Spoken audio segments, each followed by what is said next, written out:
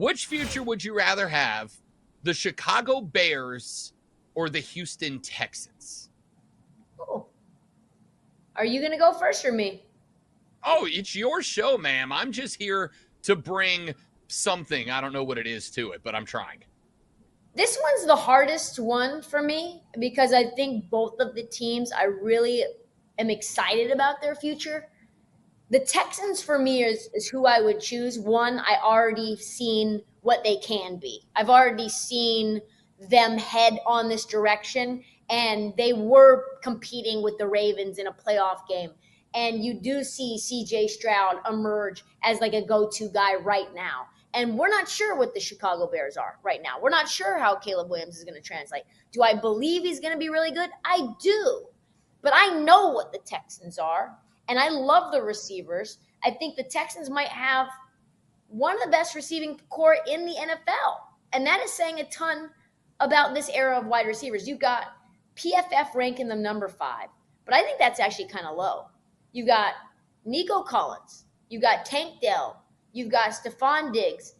And then you add in John Mechie. You add in Robert Woods. You add in Noah Brown. Then you have Dalton Schultz as well.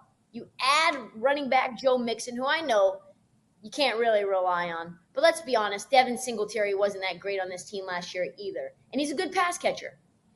And the thing that I think is interesting is that Houston ran a nickel defense nearly 80% of the time in 2023 with 5 defensive backs. And then they spent the entire offseason building up the key personnel in that unit and adding depth at defensive tackle, at defensive end, at linebacker, at D-back. So I think the defense, especially with Danielle Hunter, is going to get much better. And we know that they're in win now mode. I've already placed a Super Bowl future. The only NFL future that I've placed, odds-wise, is on the Houston Texans to win the Super Bowl. I am also going to, well, I'm back and forth, and I'll give you the reasons I'm hesitant about Houston. Number one is Joe Mixon's a hard runner.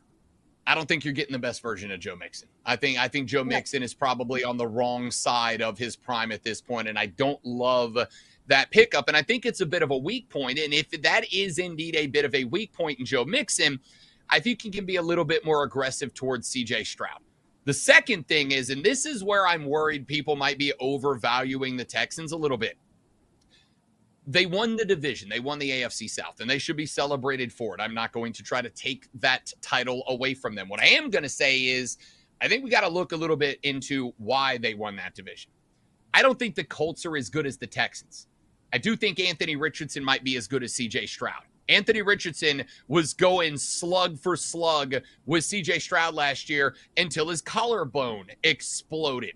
So if you look at the future of U.S. soccer, it feels to me we've got a multi-pronged set of reasons why we just can't compete with the rest of the world. And it feels like we're kind of the Diet Coke version of England. Like we just continue to disappoint earlier than I think expected. Our striking hasn't been great, but also there's like cultural reasons that the U.S. has that England does not have. Do you think that we can ever compete talent-wise with the rest of the world, or do you think a lot of this comes down to the managing? It really is the manager. I do think we have a very talented team. I'm not going to call them the golden generation. They're more like the silver spooners. They're an entitled bunch of guys that think that they've already done something. That's the old school guy in me coming out. I apologize for throwing rocks, but they got to beat somebody in the top 25, and it should be somebody outside of Mexico before we can start thinking that these guys have really accomplished something. But it really does come down to management. You brought up Gareth Southgate in England. There has been a lot of correlation between the two mindsets of the countries. And it really comes down to systemic play. I mean, our guys have been forced to play in a system.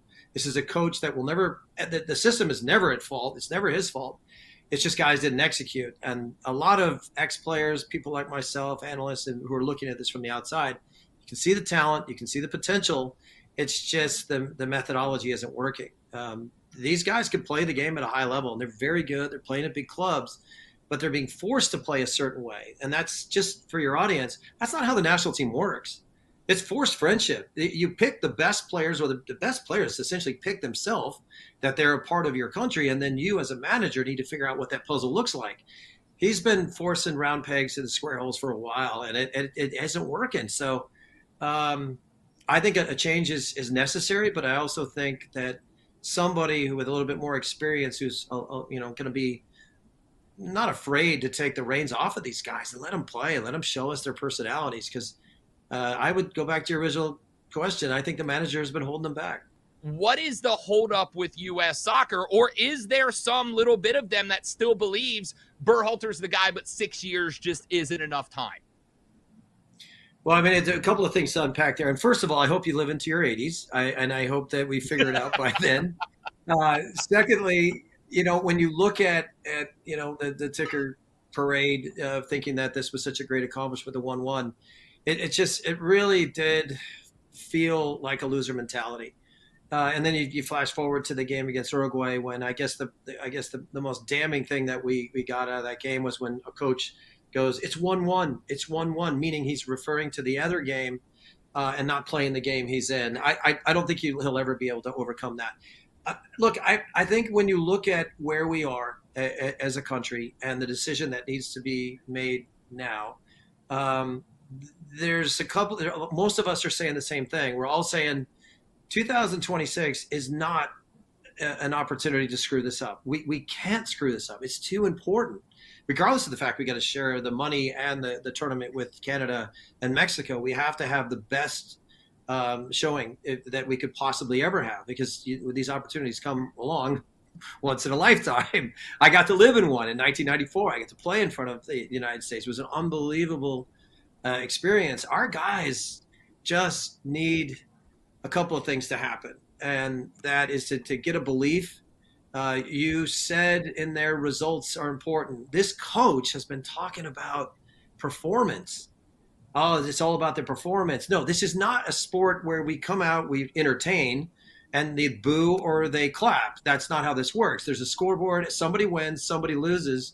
And the most of us need a coach and a mentality in a group that, whether you want to call them entitled or maybe complacent or they're too friendly with their coach, they got to go out there and kick ass and win. That's what we're about. I said this multiple times, man. The last verse in our anthem is "Home of the Brave." We need to be brave right now, and we need a coach that's willing to be brave enough to let these guys really play. I believe in them.